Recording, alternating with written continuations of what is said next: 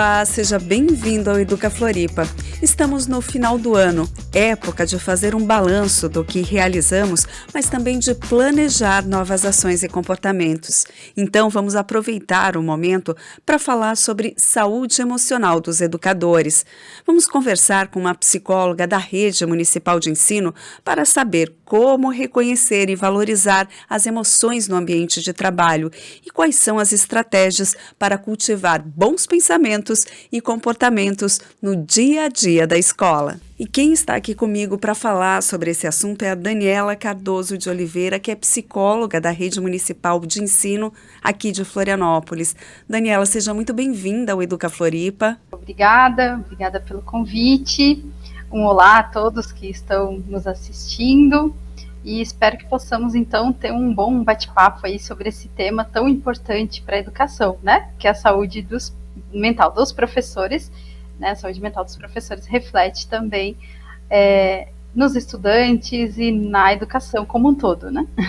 Daniela, ignorar as emoções no ambiente de trabalho pode gerar doenças como, por exemplo, o estresse, ansiedade, depressão. É isso mesmo? Isso, Cíntia, porque por que ignorar é algo tão ruim, né? Porque se nós formos pensar, nós passamos uma boa parte da nossa vida no trabalho, né? Os professores aí trabalham em média 40 horas semanais, isso dá mais ou menos 8 horas por dia, né? Então são 8 horas do nosso dia que a gente passa no trabalho, né? Mais algumas que a gente passa em deslocamento, outras que a gente passa dormindo, então sobra muito menos tempo que a gente passa nas nossas casas do que a gente passa no trabalho. Isso não é a vida só dos professores, é a vida de todos nós profissionais, trabalhadores, né? Nós dedicamos uma boa parte da vida, né? Enquanto pessoas adultas, dedicamos uma boa parte da vida ao trabalho. Então não dá para ignorar que o trabalho nos afeta, né? Que o que acontece no trabalho nos afeta, que as emoções que a gente vivencia no trabalho nos afetam, né? E aí, claro, se a gente fica tentando ignorar essas emoções, né? Tentando não se afetar por elas, né? A gente acaba, sim, incorrendo na possibilidade de isso se refletir em nós de alguma forma, né? Ou trazendo consequências de saúde mental, né? Então a gente tem aí os adoecimentos, né, por depressão, por ansiedade, entre outras, né? Entre outros chamados transtornos mentais, né? Entre outras formas de sofrimento psíquico. Mas temos também muitos professores, principalmente, né, que é o nosso público aqui dessa conversa, acometidos por doenças físicas que muitas vezes são reflexo dessa sobrecarga emocional, né? E então, daí vem a importância de a gente perceber, né, como o trabalho está me afetando, como o trabalho está afetando o meu dia a dia, né, como ele está refletindo na minha vida pessoal, como ele está refletindo nas minhas relações familiares, nas minhas relações sociais, né, e como eu me sinto no ambiente de trabalho e como ele reflete para fora dali, né, o quanto isso está me impactando. E quanto mais a gente se dá conta dessas emoções enquanto elas aparecem, né, enquanto elas acontecem, mais a gente consegue se estar atento, né, perceber quando essas emoções saem um pouco do nosso controle e vão no caminho de um adoecimento. Muitas vezes, né, Daniela, a gente vai somatizando. E no caso dos educadores, dos professores, a gente sabe que é uma rotina bastante puxada. Mas eu queria considerar com você agora a questão de uma equipe emocionalmente inteligente, digamos assim. É importante trabalhar esse tema dentro das unidades, porque uma equipe que tem inteligência emocional, ela consegue não só considerar, por exemplo, os dados, as informações racionais, mas também ouvir as emoções e as intuições envolvidas e assim tomar decisões, digamos, mais acertadas, né? A gente não pode pensar, né, Cíntia, que o trabalho do educador acontece só dentro da sala de aula entre ele e os estudantes, né? muitas vezes é o professor com as suas crianças, o professor com seus estudantes, mas existe uma boa parte desse trabalho que ocorre para além disso, né? Existem muitas trocas que a gente faz, que são com os nossos colegas de equipe, que são com outros professores, que são com a equipe pedagógica da unidade educativa, né? Com a direção, com o supervisor, com o orientador educacional, enfim. Então, todas essas trocas, né, elas precisam ser... elas fazem parte do nosso trabalho e elas impactam o nosso trabalho. Então, quando a gente consegue reconhecer as nossas emoções e as dos outros, né, quando a gente consegue ser assertivo nessa comunicação, né, é claro que a gente consegue trabalhar melhor, né, a gente consegue se sentir melhor no ambiente de trabalho, né, e o contrário é verdadeiro, né, por mais que eu seja um professor que eu gosto de dar aula, que eu gosto dos meus estudantes, né, mas que eu não me sinto bem no ambiente de trabalho, que eu não me sinto bem quando eu vou trocar com os outros adultos da relação ali, né, com a equipe pedagógica, com os outros professores, quando o clima, né, daquela instituição, quando as pessoas não são colaborativas entre si, enfim, né, é claro que isso às vezes tem a ver com muitos fatores, né, muitas variáveis, mas quando esse clima ele não um bom clima, né, pensar até falando de uma forma meio organizacional, assim, né, mas é um pouco isso, né, isso se reflete no trabalho e em como eu me sinto no trabalho, né, então às vezes não tem a ver com o quanto eu gosto da minha profissão, com o quanto eu gosto de dar aula, às vezes tem a ver com essa relação entre as pessoas, né, que às vezes é muito mais isso que nos afeta do que o quanto eu gosto de estar no ambiente com os estudantes, do quanto eu gosto da profissão que eu escolhi, né, então para isso é importante, né, que a gente tenha uma equipe que dialoga, uma equipe que consegue expor as problemáticas, que consegue conversar sobre o que está acontecendo na unidade educativa e encontrar soluções em conjunto, né, porque aí isso vai refletir, né, no trabalho também do professor em sala de aula, né? Daniela, você falou aí de muitas questões que são importantes e que precisam ser consideradas no ambiente escolar, né? Que estão relacionadas aos profissionais. Mas um ponto que me chama a atenção é a comunicação eficaz, né? Uma comunicação eficiente. Essa comunicação, ela parte do fato de eu saber expressar as minhas emoções, mas também de saber ouvir e compreender as emoções do outro, né? Sim, quando a gente fala de comunicação, né, a gente sempre fala de alguém que emite uma mensagem, né, de uma mensagem que está sendo emitida e de alguém que recebe essa mensagem. Quando a gente tem problemas na comunicação, né, esses problemas eles podem vir da forma que a gente está emitindo as coisas, né, da forma que a gente está comunicando. Muitas vezes, né, boa parte das vezes é isso, né, realmente como a gente está comunicando. Algumas vezes é o que a gente está comunicando, é essa mensagem, né, que mensagem é essa que eu estou passando para o outro. E algumas vezes o problema está também no receptor, né, em quem está recebendo essa mensagem, como está recebendo aquilo que eu comunico, né. Então, parece uma coisa simples, né, eu falo algo, a pessoa ouve e tudo certo, né? Mas na verdade é um processo bastante complexo, né? De comunicar algo e essa comunicação ser efetiva, né? E muitas das vezes, né? Aquela frase meio clichê, né? Ah, não é o que você diz, é como você diz. As pessoas costumam usar muito isso, né? Mas muitas vezes isso acontece mesmo, né?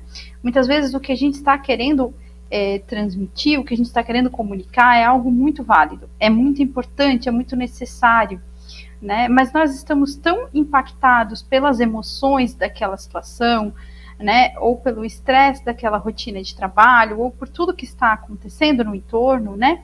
Que a forma que a gente comunica aquilo que está nos incomodando, que está nos preocupando, a forma que a gente emite essa mensagem, ela acaba sendo bastante truncada. E aí a mensagem não é recebida da forma que poderia ser, né, da forma mais adequada e não tem o resultado que a gente esperaria, né, que é de ser ouvido, de ser compreendido, enfim, né? Então, existe sim um processo de comunicação que ele é muito importante e se a gente for pensar, né, no trabalho docente, ele acontece, nós estamos o tempo inteiro comunicando coisas, né?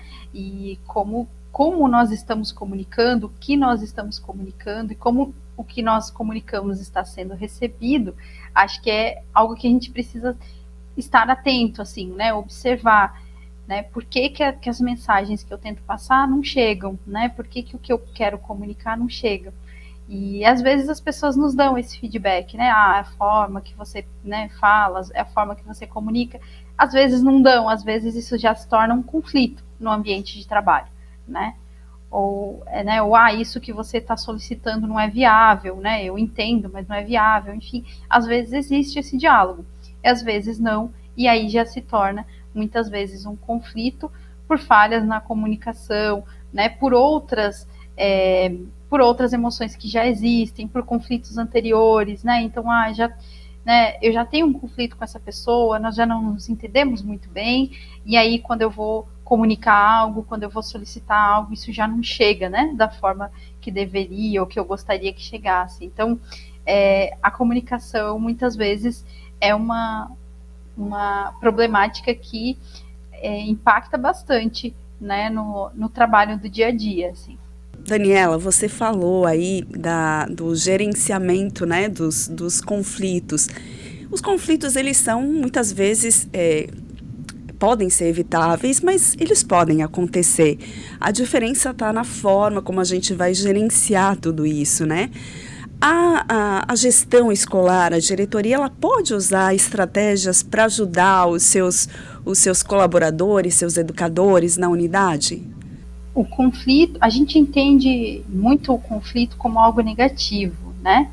Mas não necessariamente. Muitas vezes um conflito precede uma mudança, né? Muitas vezes as coisas ficam um pouco conflitantes porque a gente está divergindo por algum ponto e aí isso vai trazer alguma mudança futura, porque nós vamos ter que encontrar um consenso nesse conflito, né? E aí talvez não seja nem o que eu quero, nem o que você quer, mas vai ser um meio termo entre as duas coisas, enfim, né?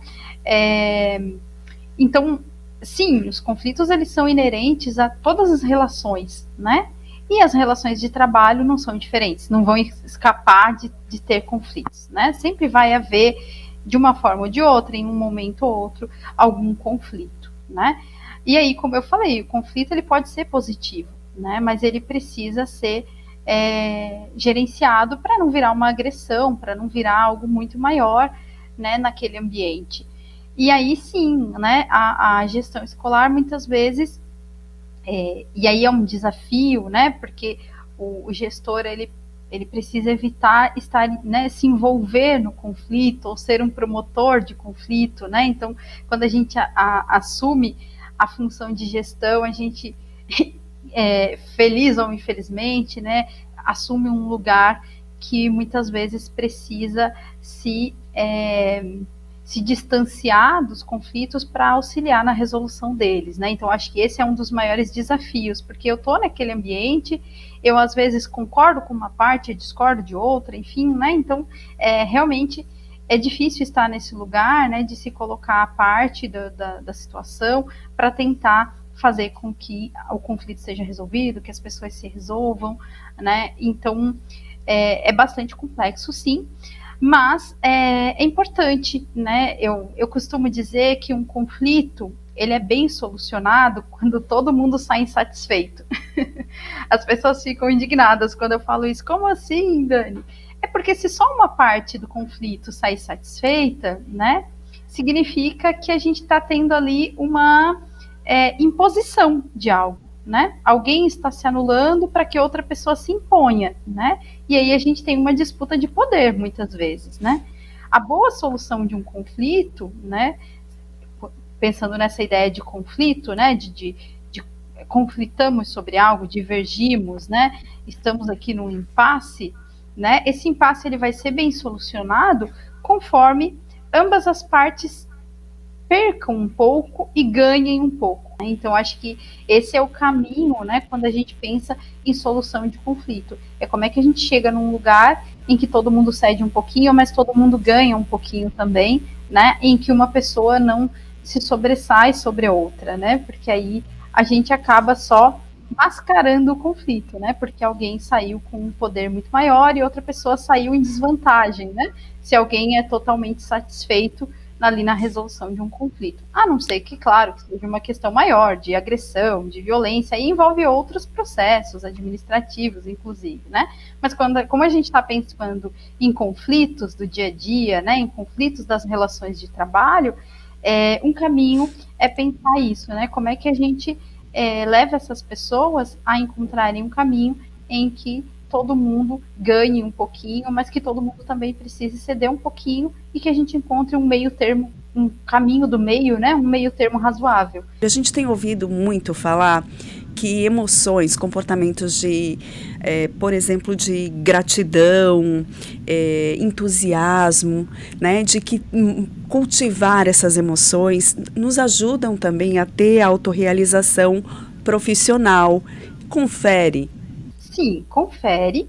É claro que a gente precisa observar, digamos assim, o contexto, né? Como que está, né, esse ambiente que eu estou, né? Porque às vezes tem problemas que são maiores que nós, né? Tem problemas que são estruturais, que são do contexto, que são da realidade em que a gente está, e a gente não pode simplesmente também ignorar todas as situações, porque isso também leva ao adoecimento, né? Que as pessoas hoje em dia chamam, até os jovens, né? Os adolescentes trazem muito isso. Né? Eu sou também psicóloga clínica e atendo bastante crianças e adolescentes usam muito esse termo atualmente, né, positividade tóxica, né, que às vezes que é um pouco isso, né, de não, vamos, né, coisa meio poliana, assim, né, não, vamos só ficar felizes, fingir que nada está acontecendo, vamos ignorar os problemas e agradecer. Né? E isso também leva a um adoecimento, porque faz a gente se desconectar da realidade, né? E a realidade, uma hora, volta para nos cobrar isso que a gente está ignorando, que é o que você falou lá no início, né? Como é que a gente vai ignorar as nossas emoções, ignorar o que a gente está vivendo, né? E ficar fingindo que está tudo bem, né? Então, isso também é um problema. Mas, sim, né? A gente cultivar bons hábitos, né? E aí falo não só da questão das emoções, né, da gratidão, do entusiasmo que você colocou, né, mas bons hábitos de vida mesmo, né, que às vezes aliás, às vezes não, né, com certeza eles impactam muito mais a nossa saúde emocional do que a gente se dá conta, né, então, um sono de qualidade, dormir bem, né, se alimentar bem, né, se alimentar de uma forma saudável, de uma forma regular, né, às vezes, né, na rotina do trabalho, a pessoa come, sei lá, 1, 2 vezes no dia, né, e a gente sabe, né, por todos os estudos aí nutricionais, que isso não ficar muito tempo sem comer, nos causa impacto tanto físico quanto emocional, né, tentar fazer algum tipo de atividade física, né, por mínima que seja, para algumas pessoas vai ser academia, para outras vai ser caminhada, né, vai ser, enfim, então, esses pilares de saúde, eles impactam muito a nossa saúde mental.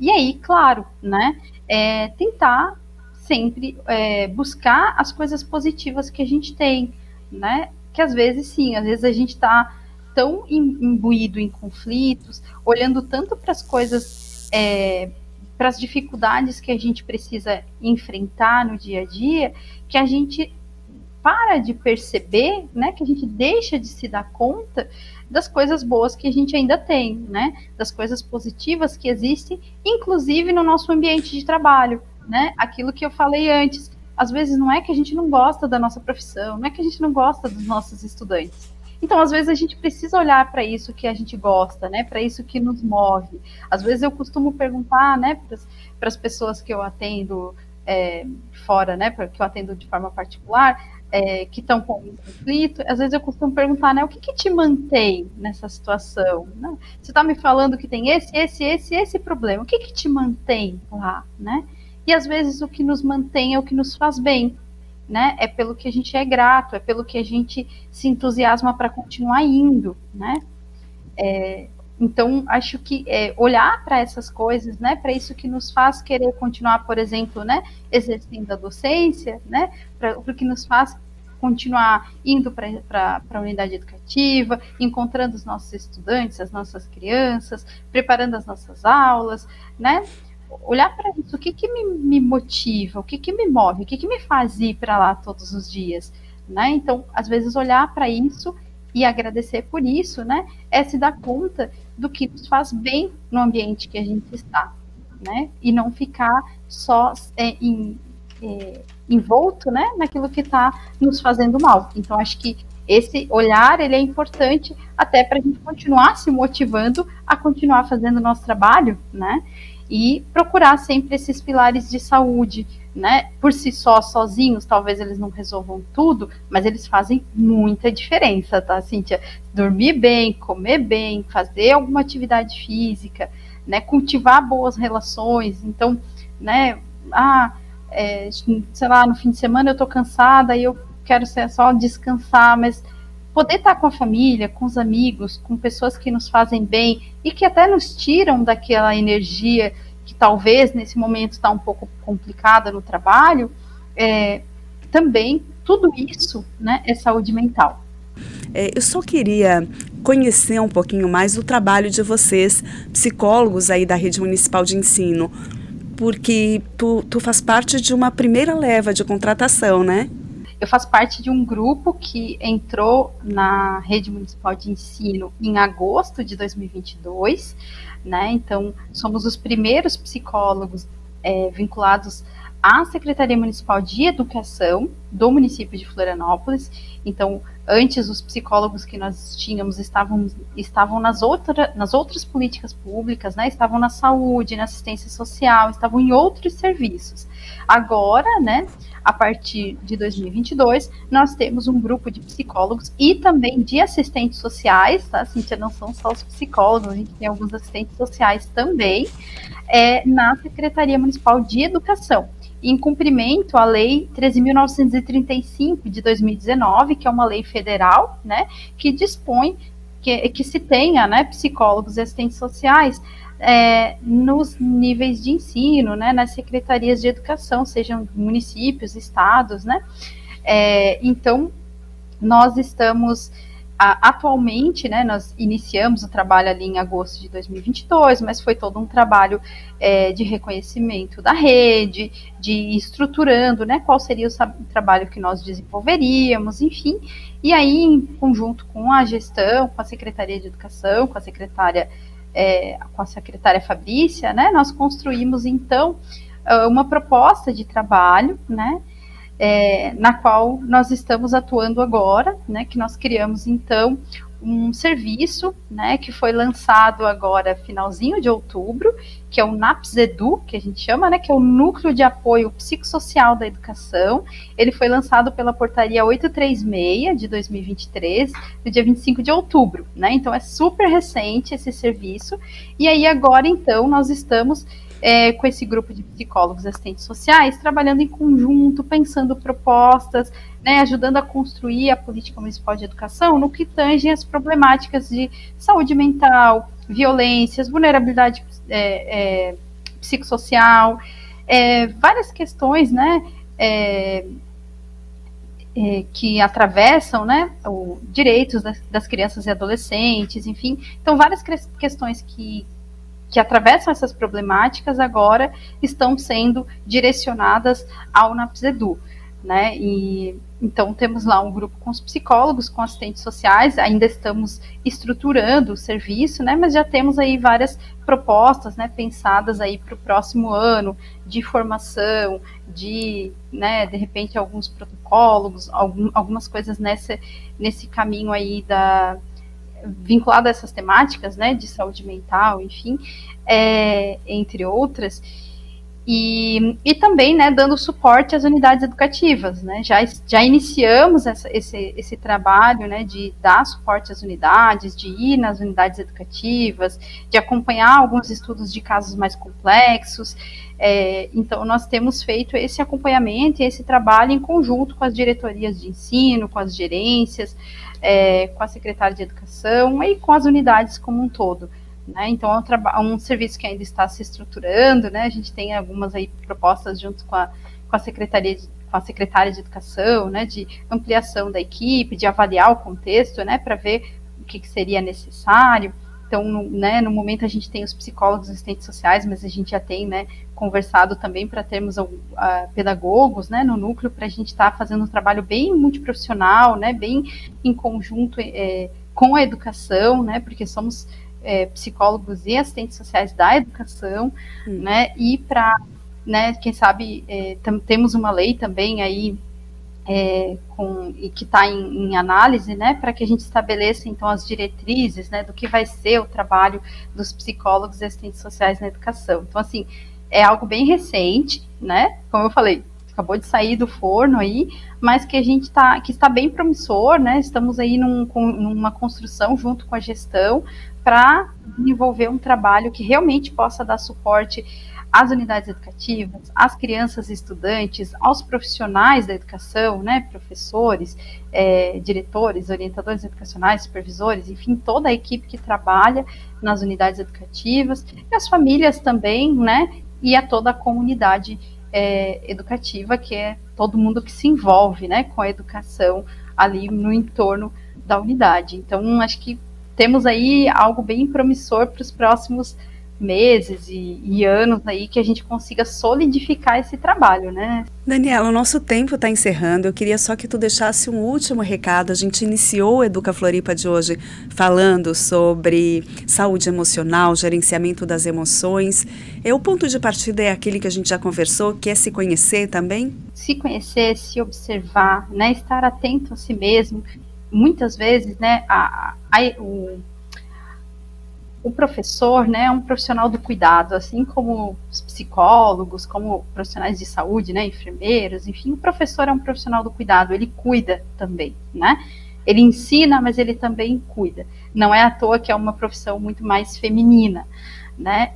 E às vezes nós cuidamos tanto do outro, né, das nossas crianças, dos nossos, enfim, né, da nossa família, de que quer que seja, que nós quase não cuidamos de nós, né? Então, se cuidar, se observar, né? Às vezes nós estamos tão atentos às necessidades do outro e tão pouco atentos às nossas próprias necessidades. Então, assim, realmente estar mais atento a nós mesmos, né? Se perceber inicialmente, porque aí quando a gente se percebe, quando a gente começa a se dar conta de o quanto o que a gente está vivendo está tranquilo, quanto o nosso trabalho está nos fazendo bem, não está mais me fazendo bem, mas eu ainda, né, consigo conservar a minha saúde mental, não, eu estou num nível de estresse, de ansiedade, ou de tristeza, ou enfim, né, que eu não consigo mais gerenciar o meu trabalho, não consigo mais gerenciar a minha vida fora do trabalho,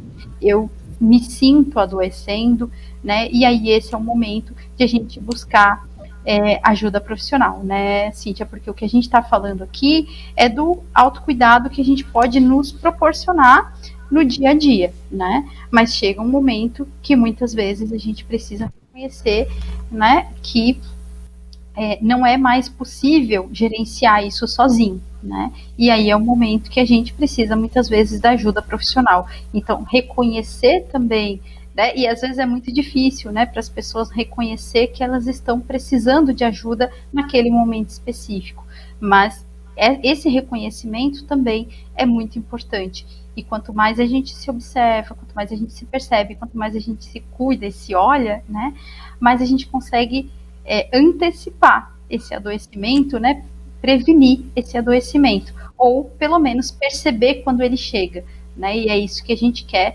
evitar, né, que as pessoas, ou pelo menos conseguir que as pessoas adoeçam cada vez menos no ambiente de trabalho. Isso não depende somente delas, mas elas estando atentas a si mesmas, elas pelo menos vão poder sinalizar quando aquilo não está mais sendo suportável, né? E quando elas precisam receber algum tipo de ajuda, né? Então, acho que esse seria o meu recado final, assim, Cíntia. Muito obrigada pelo convite, foi ótimo estar aqui com vocês. Daniela, a gente que agradece, viu, por todas essas informações. Eu acho que é um alerta importante que fica. Todos nós realmente precisamos nos priorizar. Eu sei que tem muita gente que acaba priorizando os outros, cuidando do outro e não cuidando de si. Então, que a gente inicie 2024, né, com esse olhar mais cuidadoso para si mesmo. Muito obrigada pela atenção, viu? E o Educa Floripa de hoje fica por aqui. Muito obrigada pela sua companhia e até mais!